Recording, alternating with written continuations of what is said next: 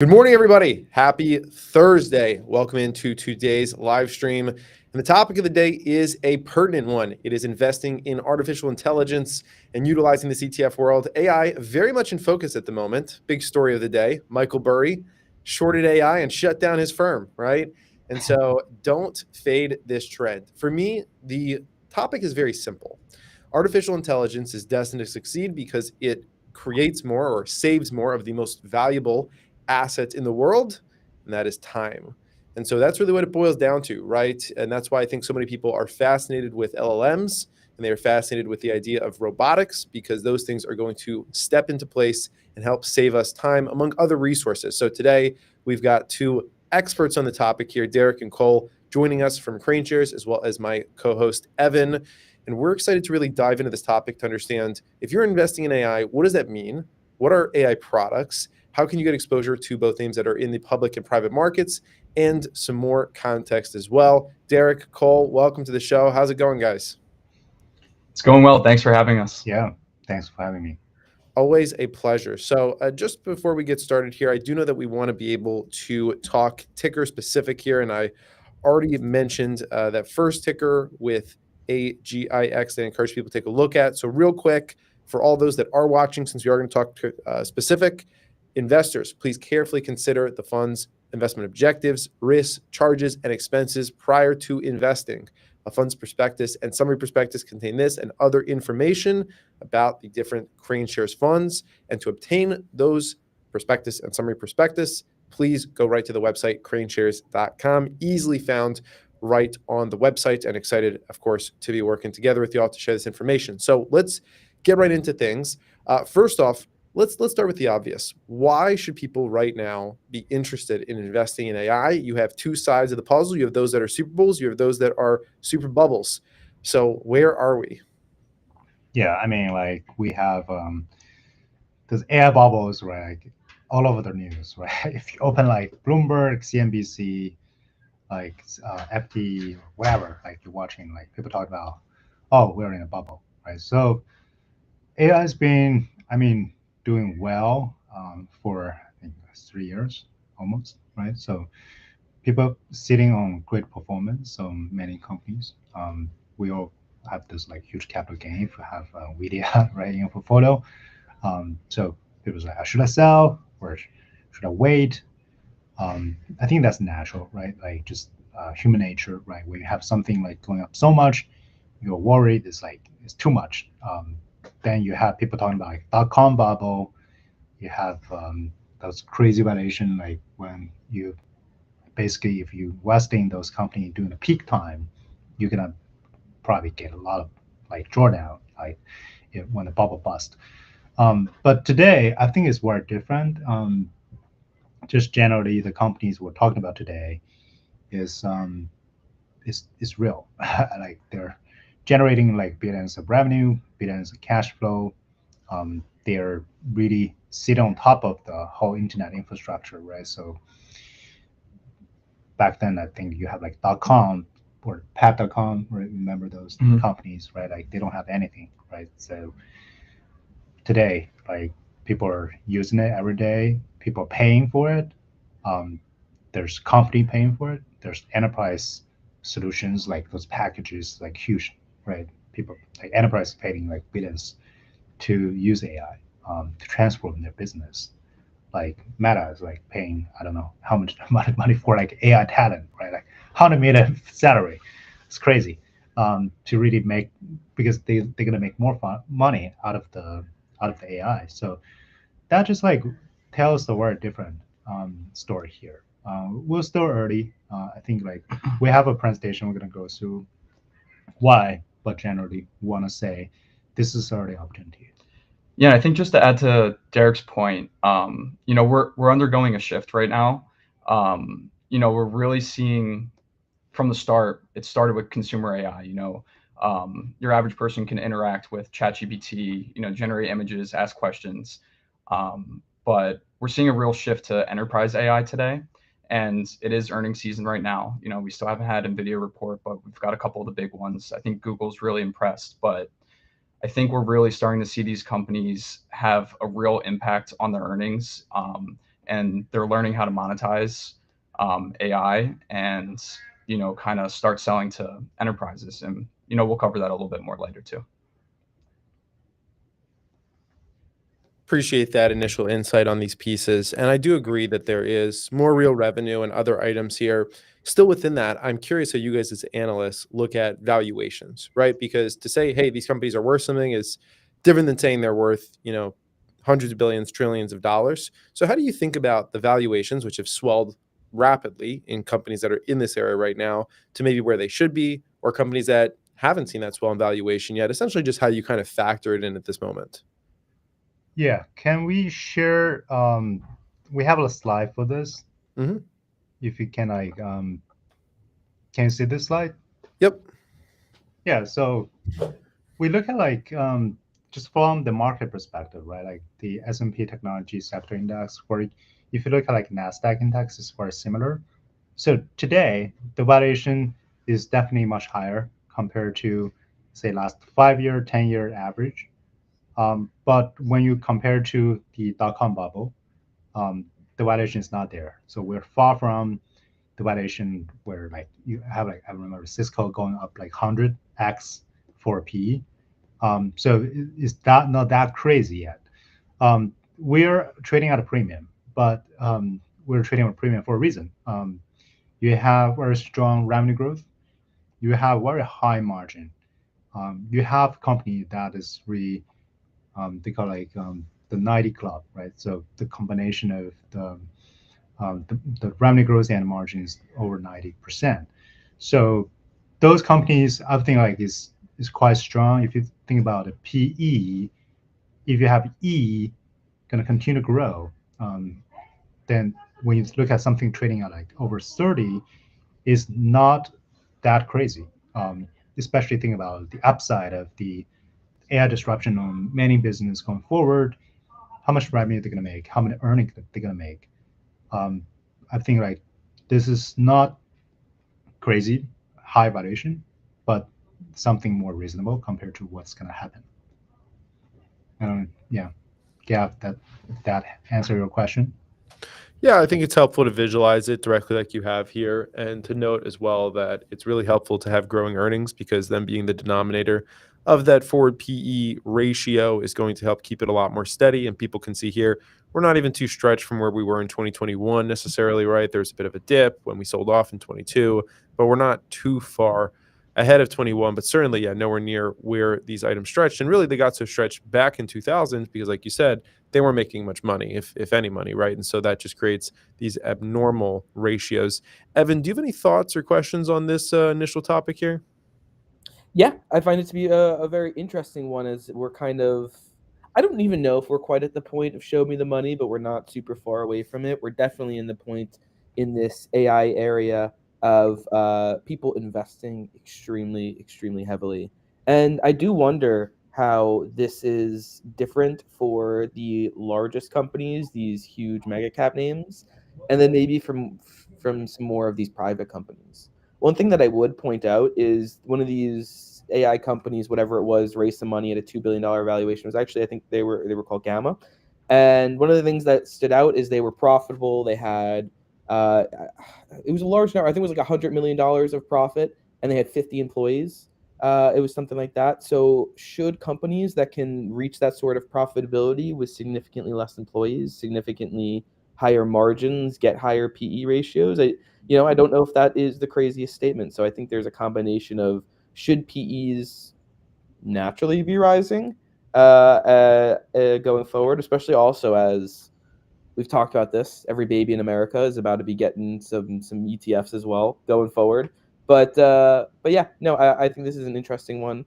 I am excited to dig in a little bit more. I think that there was a story yesterday or 2 days ago around Anthropic investing in data centers. These companies are investing heavily. The mega cap names are investing heavily. There's a lot of smaller startups coming in that are really excited right now. The truth is, with the amount of players in this space, a majority maybe aren't going to work, and that's why I like to work with and talk with people like KraneShares, the people who are doing in the work, who I can go in and dig in and see some of the opportunities there. But definitely going to be a lot of winners. I have no idea what now and that pathway to all the winners looks like, there's going to be more losers than winners. The winners are going to win more than was net lost, and this is probably going to be a huge industry.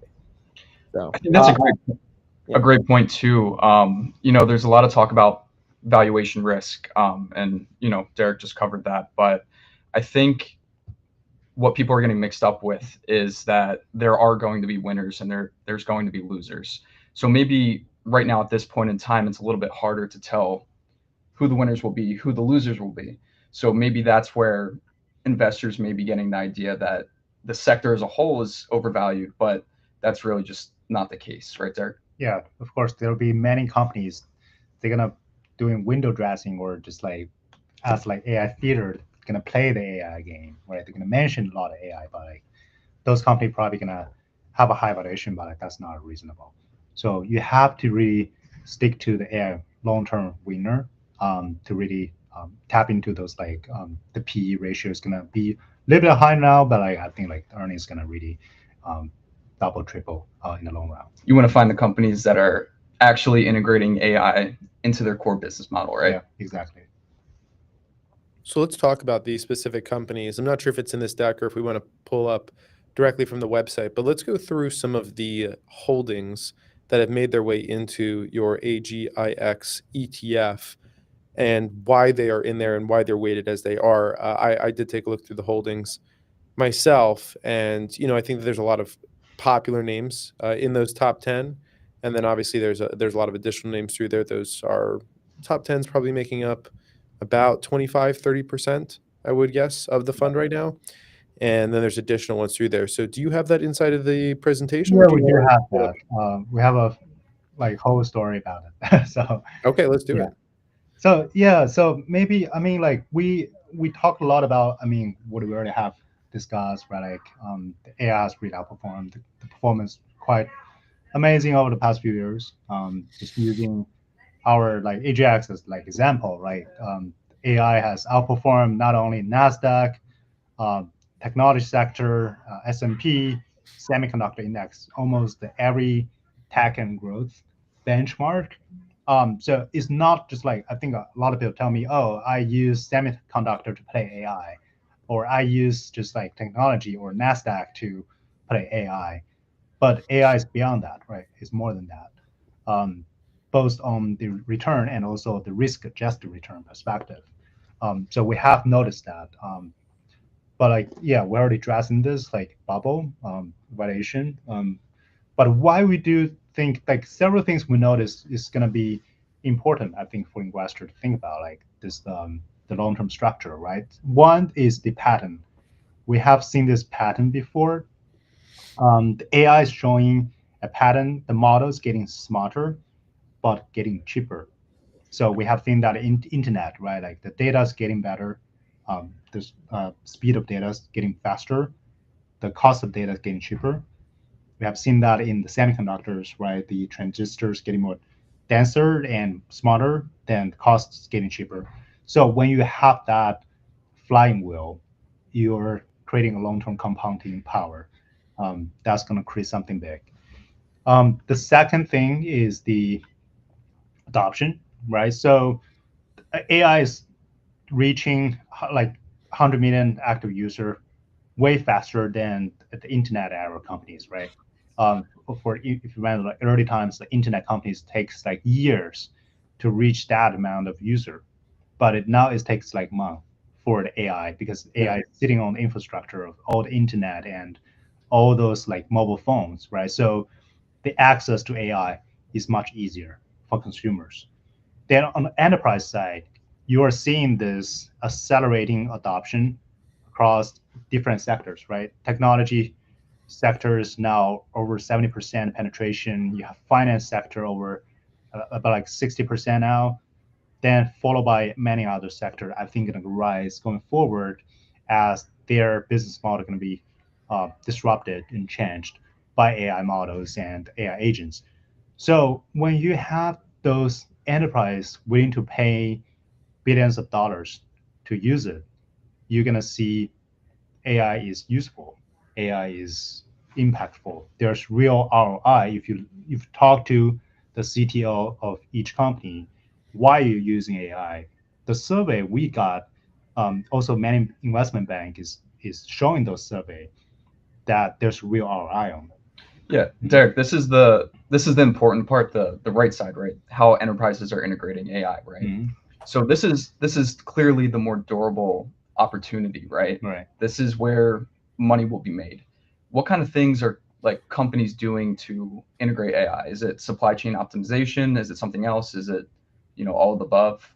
Yeah, well, just take like technology example. Like, I mean, if imagine the workflow of many technology company is like kind of like product manager, you have like software engineers writing codes. So code writing is now the most useful functions right now for AI. You have like Cursor, the app, like, and also like the Claude code and the codex. So many like coding functions using or APIs can actually now automate a lot of workflow for technology, like software um, engineers especially, right? And if you think about like salary for those guys, like you're paying 150 grand to more than like 300 grand for like a software engineer, if their output is like say 20% more or 50% more, how much the company is willing to pay for that? Mm-hmm. So how many software engineers out there in the U.S.? So if you only think about that, that's like billions of dollars revenue coming out of that. Then finance, well, I think U.S. finance companies like those big banks and all those like insurance guys, they have a lot of data. They have a lot of room for automation. They're already investing a lot of money to really incorporating AI into those whole workflow. So those are low hanging fruits. I'm sure like healthcare, there's a lot of use cases and on supply chain management or inventory management or like customer forecast. I was like listening to this the some like burger restaurants really like forecasting the amount of orders per day to really optimize all the inventories and logistics. Mm-hmm. So all those use cases going to be used to make revenue or like make the customer happier. That's going to generate tons of money. So that's why we're true believe this is going to happen. Mm-hmm. Save time and make more money. Yeah, exactly. Yeah, I think the thought for me there, and by the way, real quick, on the presentation, if you want to click into present, it'll fill it out to full screen. And if there's any other slides that you want to show, feel free to click to them. But to the point that you were saying right there, it's not like the supply chain stuff and other pieces aren't already being done, right? Like, Costco, Walmart, others, like they have software that does this. They have to focus on having. It's more to me about a lot of things getting optimized and then also being able to remove labor right now that has to be done manually and other pieces to make these things work. And then you can optimize them and make it more efficient, then you just create a better system. So I think a lot of these things are already being done.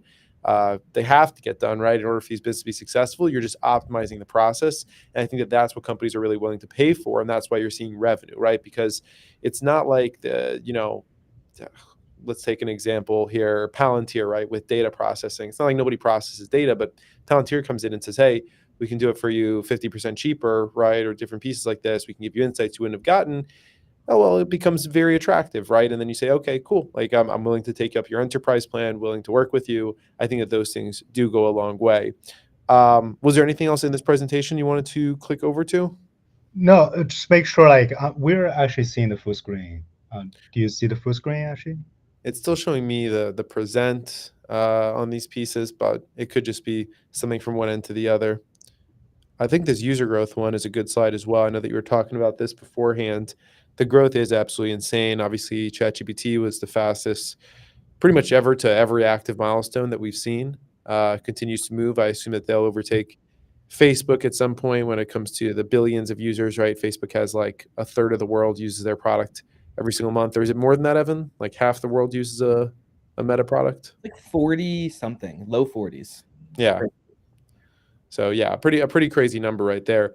But in fact, if you actually want, I can screen share for a second. We can take a look. Oh, actually, you have this well. There we Oh, go. perfect. There you go. You're full screen now. So Yeah, this is a good slide. I think we talked through this pretty well. Do you want to go over to a couple of the next ones? sure. Yeah, and then basically like then another thing we noticed just like the intelligence level of AI is improving. Then as that level improve, you are unlocking tons of new functions, use cases, right? So previously just like chatbot, right? Then you just like doing like conversation with the AI, right? Yeah, I think to Gab's point too, I think the last question he asked, I think what you were hinting at was like the agent economy, right? AI agents being integrated into these companies. So, one of the things that we're going to be looking at moving forward is agents per employee.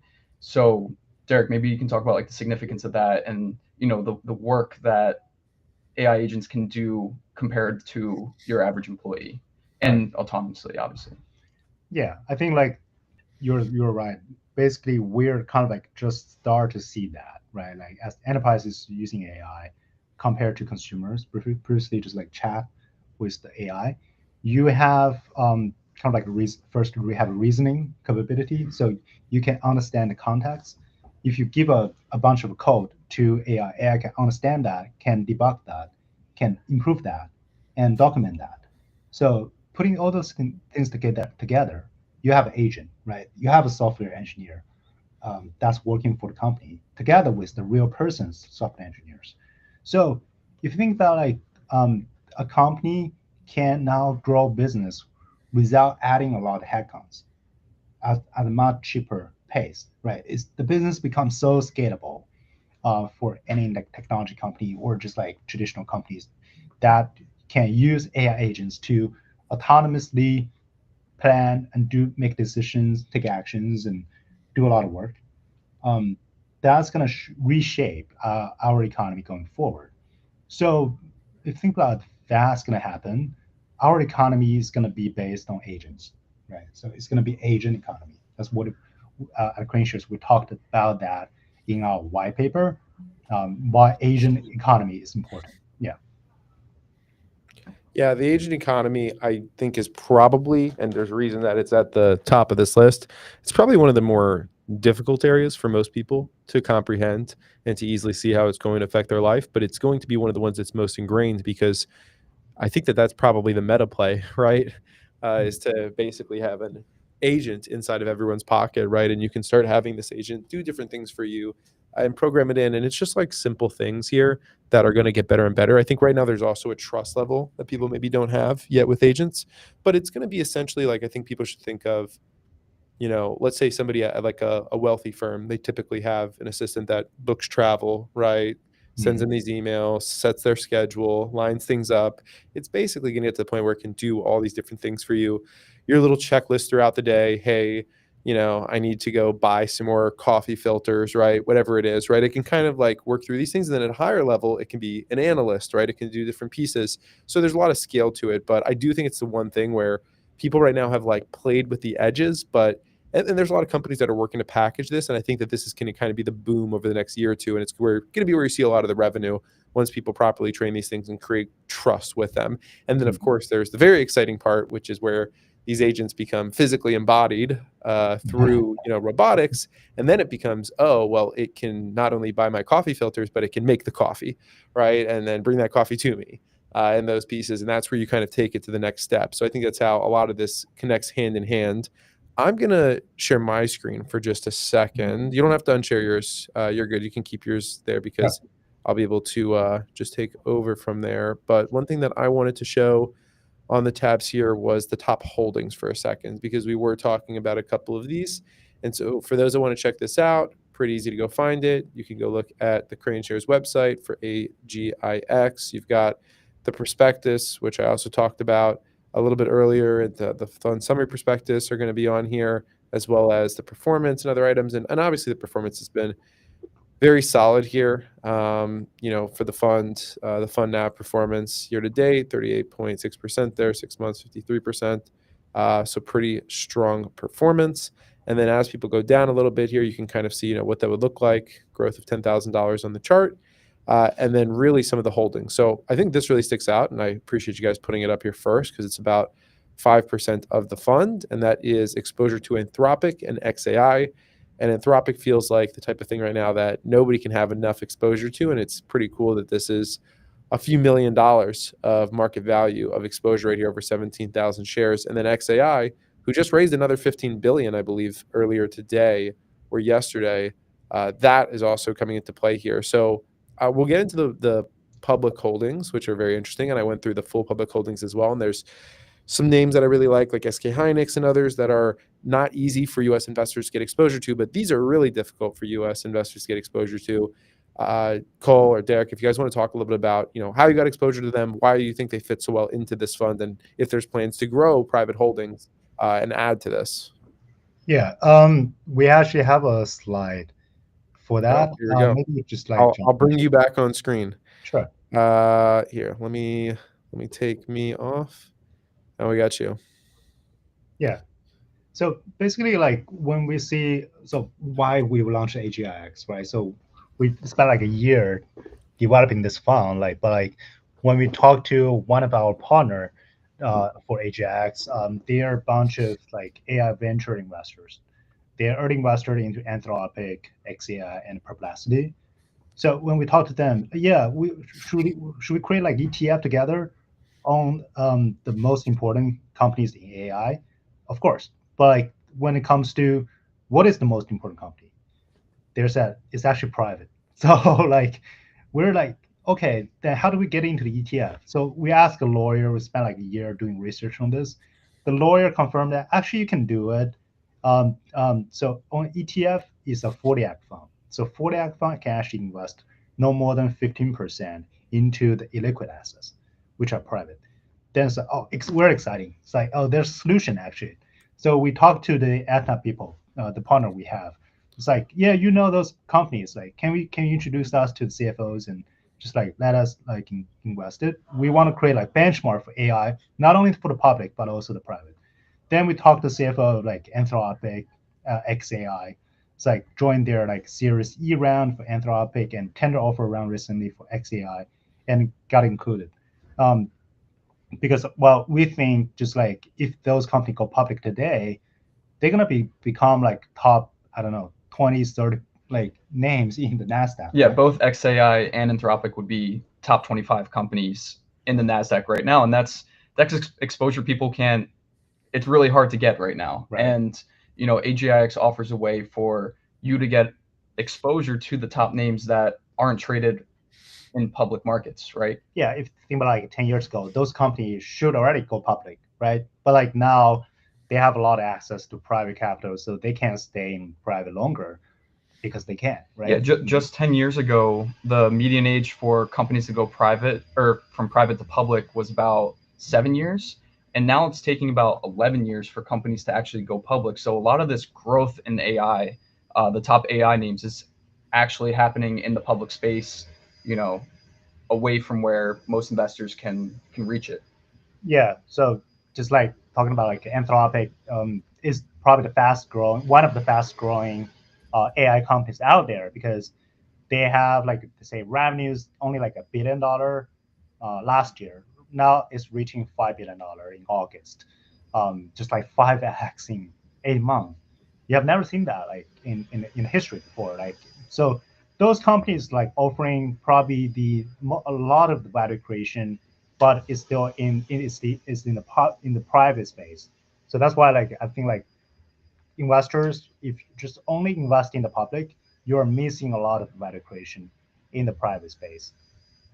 And we have seen that in the performance, right? So just looking at AGIX, we have both public and private, and we created a benchmark for our public holdings, and you can see that actually the fund outperformed the benchmark a lot because our private exposure. Yeah, and I think the other important thing here is, I know you mentioned this earlier, but we have direct shares in both of these companies. We sit on the cap table, right? Why is that important versus owning the SPV?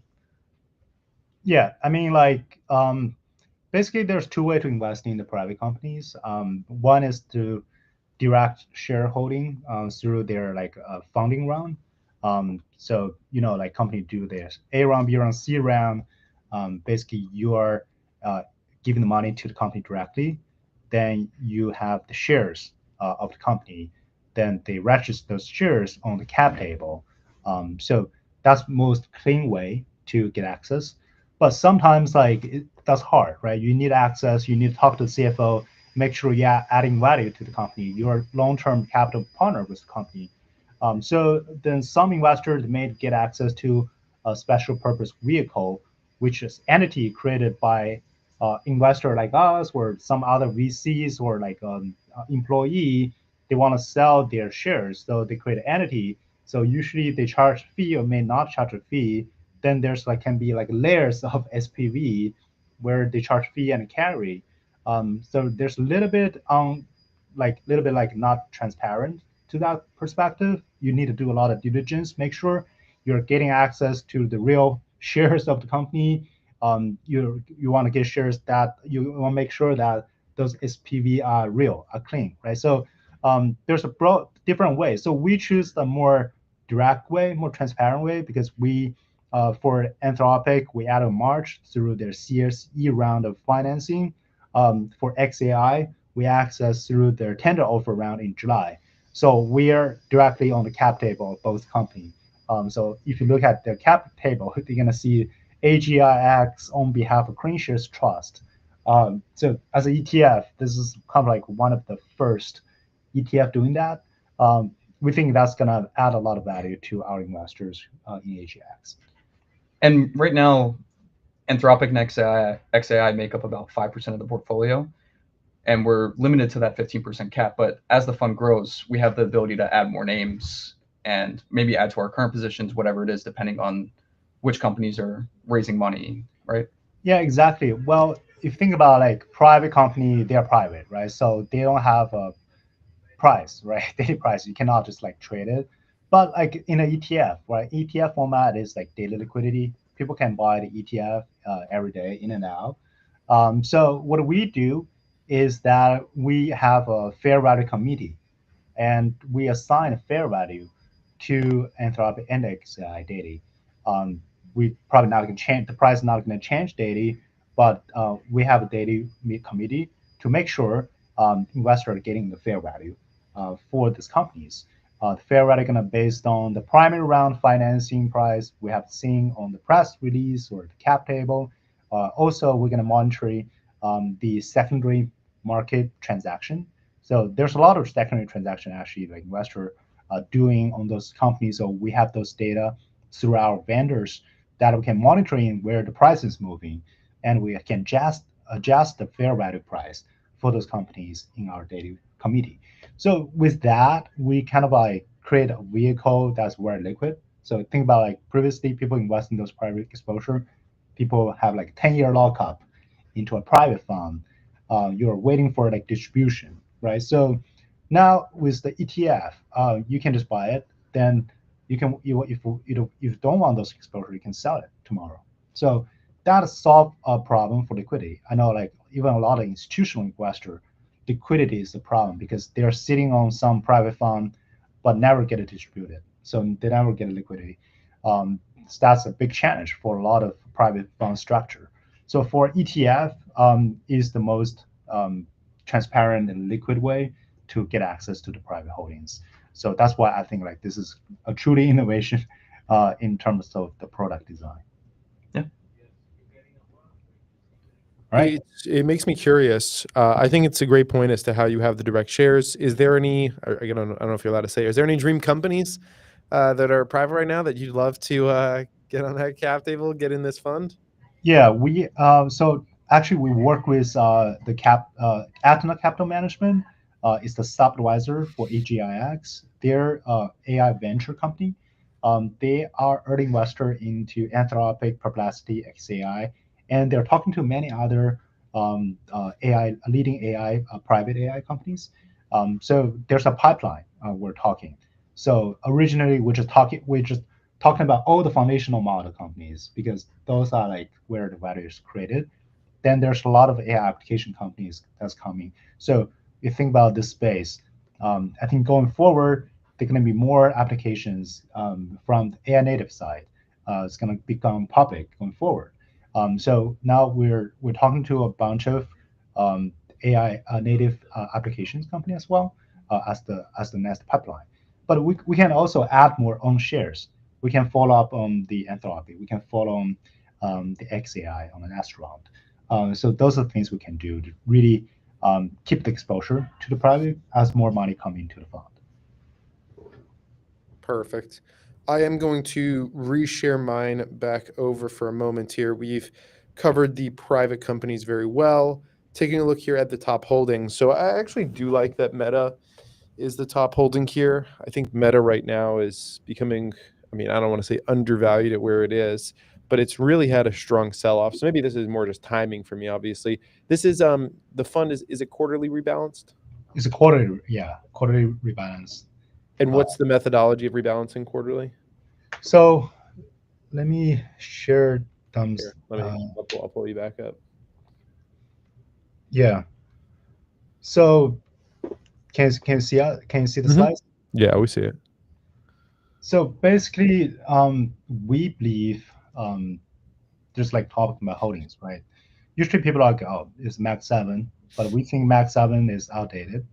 It's not just like you buy 7 names, you're not going to capture the whole AI opportunity. You have seen that this year so far. There's some like dispersion among the Max 7. Then we think opportunities is more than NASDAQ, right? You think about like people just buy NASDAQ, buy tech, buy growth. There's international companies out there. There's private company out there. There's many companies not actually included in NASDAQ yet. So those companies, little bit like under discovered. I mean, like early times, like Palantir, right? Like Duolingo, right? So those companies actually, when we add a company on day one of AGIX, like over a year and a half ago, that like nobody knows, oh, why you're adding Palantir, why you're adding Duolingo. So you have those questions, even though we have bring AI researchers from Palantir and Duolingo to our bear rating at NASDAQ. So that's like showing that like you have to be really situation aware. So when we come to sectors, right, then we talked about like the 3 layers of infrastructure, hardware infrastructure applications is gonna happen. We have seen that previously on all those evolution technology. So we believe the same for AI. So that's why we bucket the companies into several layers of the value chain, right? So that's how the framework is. Um, then how to really identify the long-term AI winners out of those each bucket. I think that's the key part. So I think a lot of index ETF or like traditional buy side or sell side on Wall Street, they look at things like how many times like CEO mentioned AI, or like oh how much R&D they spend on AI. Those traditional ways to look at AI is outdated, is lagging. Well, we work with like AI native researchers. They've been doing AI model research their whole life. They're looking at private companies. So they have a very unique lens that is AI native. They are developing AI native apps. They're investing in AI native apps. So they know what is the actually critical metrics for AI native companies. So things like AI agent density, like model integration depth, the feedback loop speed, like how to really like revamp your models and look at like many other AI native metrics. That's gonna be so important to evaluate AI companies compared to the traditional financial metrics. So that's why like we build a framework together to use those scores, use those metrics with universe, use some like industries. Then based on the score, we're gonna select the AI, the most AI relevant and AI ready companies. Those top ranking companies gonna be selected and be weighted based on the score, adjusted by their market cap, right? So there's a cap on the sectors, there's cap on a single company, and a rebalance quarterly. So with this process, um, we're gonna select like a bunch of more than 50 companies actually in the public space. As I mentioned, a lot of companies is like you pointed out, right? Like those like say Palantir is they think is the most important context layer company, right? So if people think about oh, it's doing enterprise AI, yes, but why is doing what role is playing in enterprise? It's actually providing a context. Here is like you have so many companies. They have a lot of data. They have a lot of logic, right? Like how do you do things, right, with those data. Then there's action, like how do you use those data? But it's so unorganized, and no one knows how to use AI model to use that. But Palantir has a framework, they call it AIP. That platforms actually become the operating system for the enterprise. So when our AI researchers talking to their AI researchers, there's a lot of chemistry happening. Like this is the right thing to do. So when you have that insight, the AI score going to be very high for that company to be selected into the portfolio, and the weight going to be high on day one of launch of AGIX. So just like give like a few examples now. Just another you mentioned a lot of companies, but like, yeah, but I think like want to go back to this um, the company is not in Nasdaq 100. So like you have like a lot of companies like across the enterprise solution, across the cloud, uh, across the infrastructure, the hardware companies that people may not have. But there's way more companies going to be added going forward as this process and framework develop based on the AI native scores. Yeah, and even at the top here, Nebius, they're our top holding that's not included in the Nasdaq 100. That's a company that's up 173% year to date, right up there with the other two top performers in AGIX this year, including SK Hynix and Micron. So, this is something when you as an investor invest in traditional indices that are backwards looking, weighted based on portfolio or performance or market cap, whatever it is. That's something that AGIX accounts for, and you get exposure to names that you may not if you invest just based on traditional indices. Right. Great rundown. I like this graphic as well. It's helpful for people to see, not everything of value has made its way into QQQ just yet. And that's why there is some value in having some diversification with a couple of other areas. So just pull back to this because we are probably going to move to wrap up in about 5 to 10 minutes. For the top holdings that people want to see, a lot of classics here. The top 5 are all large cap tech, and then Tesla in there as well. So a lot of the top names, Palantir. So really rounding out the top area, you have some names that have significant revenue, right? Prove themselves with staying power, and then obviously mixing in Anthropic here, ServiceNow, a couple of others. So certainly not small companies in this area. As you go down the list, and I've got really the full list kind of pulled up here on the other side. I know people can't see it right now, but Apple is also in that top 11. So you really do have basically the Mag 7 in the top of this, but then a variety of other holdings here.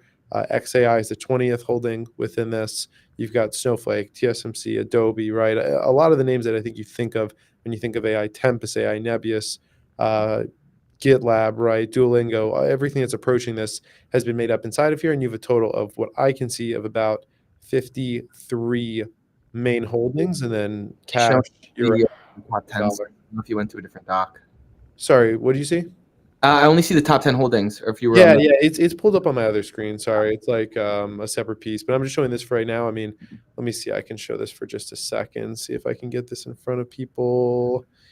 I was actually looking at Nebius before as well, so I find this to be an interesting one. 3.47% weight.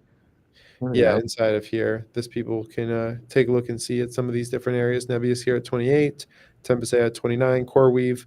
So it's definitely which I think people like. If you want to invest in direct to the companies in AI, I'd say the guys like this is less of a. Maybe you can share your thoughts with me. There's some picks and shovels plays in here, but this is less of a picks and shovels approach and more so the direct high level companies that are spending on AI. Like this is like if you were trying to figure out like what are the top companies that are putting capex towards building on AI, like that's what this is, right? Yeah, exactly. We look at things like in a different angle. We think like um, 3 layers, right? Pick shovels is more like hardware, right? But you have like computing, right? You have infrastructure that's really hyperscaler, cybersecurity, data preparation, monitoring, right? Like the all the like computing layer together with foundation models. Then you have like applications on across like healthcare, across like consumers, across like entertainment. So all kinds of applications coming out. So it's very dynamic. This whole process is I think like investors like they can look at like individual names. Like I think Cole, you like this combo like approach, right? Like you like adding AGIX as core. Yep. Then you play some names. Yeah. I like personally. I like holding AGIX as my core because I know all of the research, the AI native researchers, deciding the AI exposure scores and having that as a core holding, but then also going through and looking at some interesting names, maybe some companies that aren't as well known, not included in the Nasdaq, and using the AJAX holding list as a place to maybe place individual trades. Yeah, this is his own PA, not KraneShares. Yeah.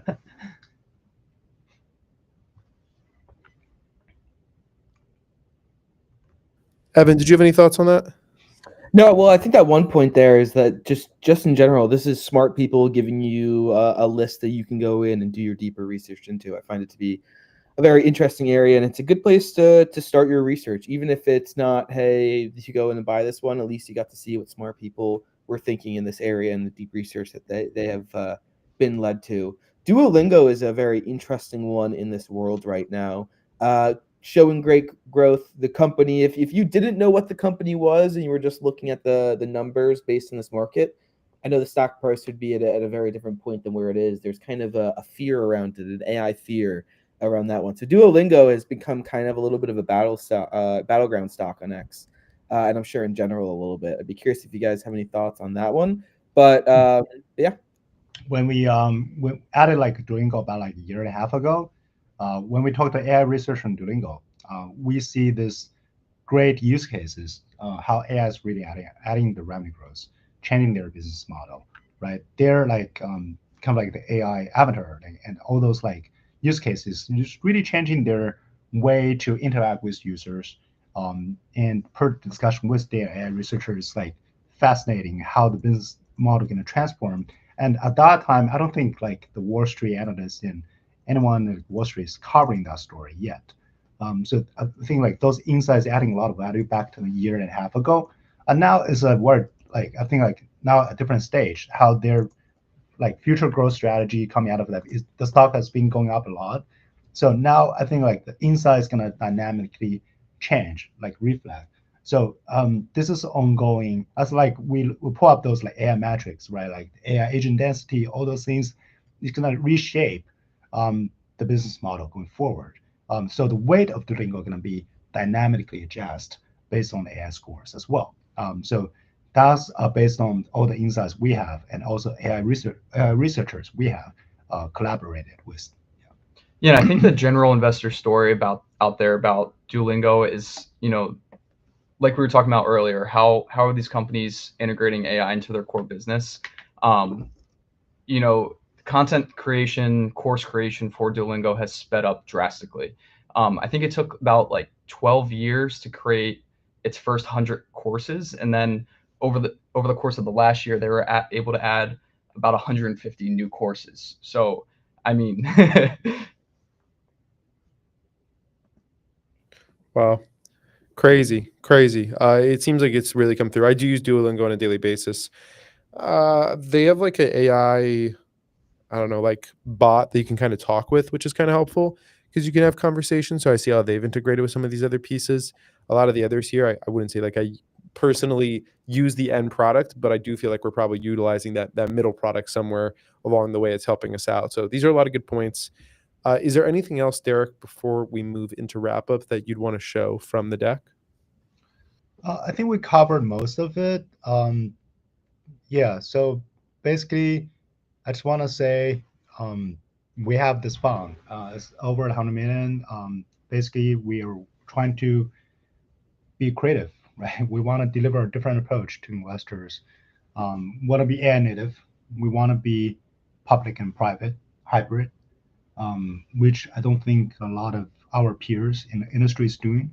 A lot is like backward looking. They look at like revenues, look at industry classification, give you like basket of they think is AI, but we don't think that's the right approach for the forward looking. Then of course access to those private is very valuable, I think, because you don't have those model exposure um, um, elsewhere, right? Then a lot of value creation is happening with Anthropic, with XAI. So this is where innovative product design as well to give you like data access to the private company and to the direct cap table. That's something I think add value to investors. AGIX is definitely unique. It provides differentiated exposure. 40% of the names in AGIX are not included in the Nasdaq 100. You get private exposure to two leading AI companies, XAI and Anthropic.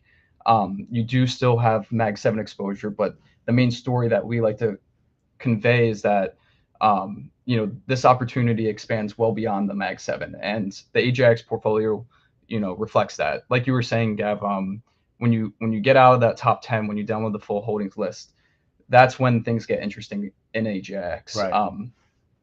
It's really differentiated exposure. And it's very diversified, right? Like you think about like even S&P and Qs, their overweight to certain Mag 7 is quite high compared to our approach. It's approaching almost 40% at some points. Right. And AGIX also, we were talking about AI native investors, engineers.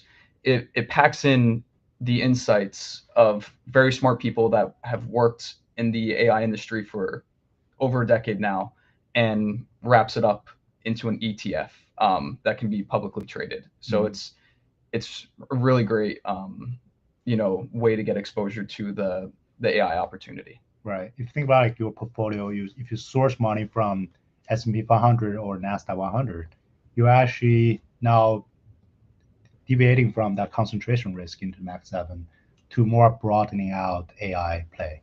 So that's where I think AGIX is going to help investors. Beautiful. Yeah, I think you guys outlined it really well where the value add is. Encourage everybody, go do some deeper research. A lot of all of these slides that are in here, they're all, people can find them on the website? Yeah, we have a deck on the website. And yeah, we can actually, like, if you have more questions or you specifically want this deck, this latest deck, you can email us at info@KraneShares.com. Yeah, and I encourage everyone, visit KraneShares.com/ETF/AGIX. On there, like Gab was showing, you can see the holdings list, full holdings list, performance. You can download the fact sheet, see the country breakdown. Also on that page is our latest white paper, doing a very deep dive into the agent economy, how that's going to impact the companies in AGIX and the industry as a whole. So I encourage people to download that, give it a read if they want a greater understanding of the agent economy. 100%.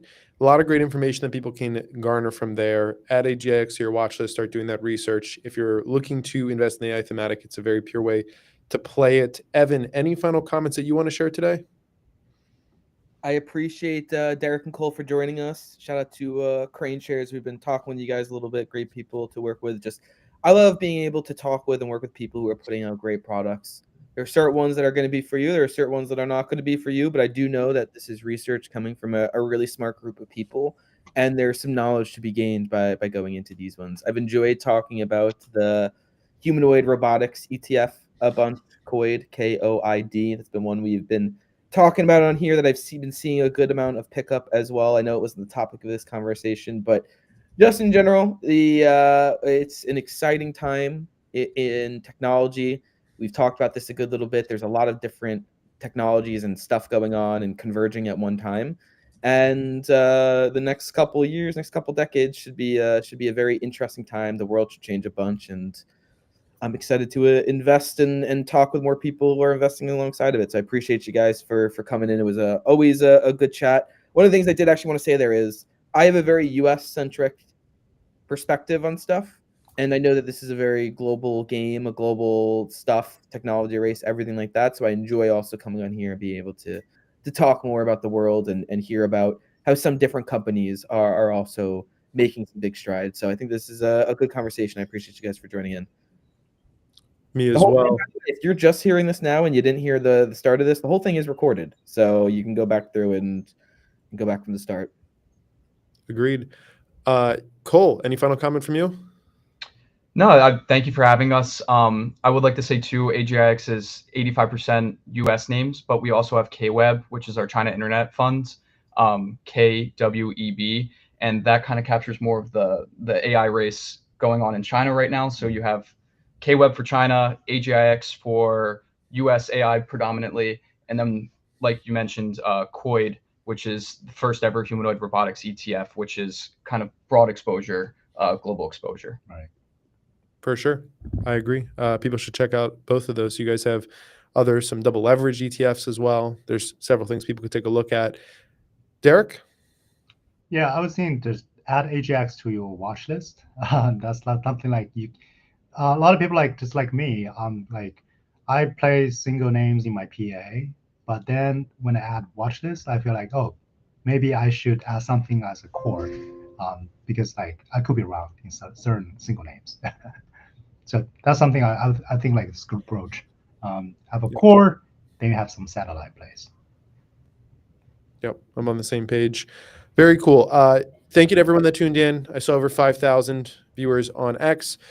Tune in and watch this during this past 57 minutes. Appreciate everyone as always. If you want to see more information, it is on the KraneShares website. We'll be back with these guys shortly on another space or live stream. So just continue to pay attention to our schedule and you'll see more. The AI thematic is an awesome one. I think everyone sees the value within it. People are just trying to figure out the confidence levels and how to get exposure. And so hopefully you learned a lot about that today.